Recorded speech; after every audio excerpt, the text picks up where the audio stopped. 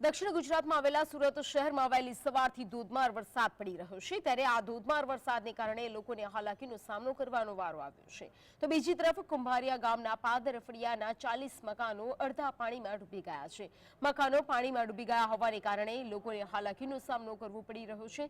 40 મકાનોમાં રહેતા પરિવારના સભ્યો હાલ ઘરવિહોણા થયા છે।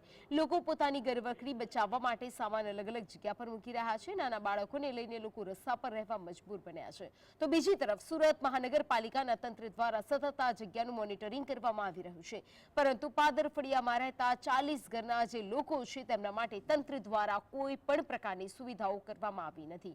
લોકોની માંગણી છે કે તંત્ર તેમના મુશ્કેલીના સમયમાં સાથ આપે અને આ મુશ્કેલીમાં તેમને કંઈક મદદ કરે।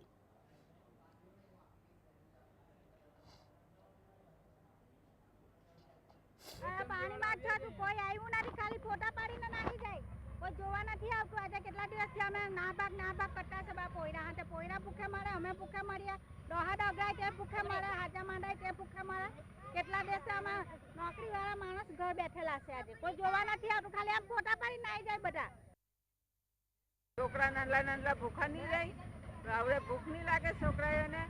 એમ મ્યુનિસિપાલિટી કરતી છે પણ જરા સારું કરતી છે, અમારા ગામના કરતા મ્યુનિસિપાલિટી કરતી છે। કેટલા ઘરો અંદાજે અહીંયા અંદાજે 50 ઘર તો ખરા, બધા પાણીમાં પાણીમાં છે। આજે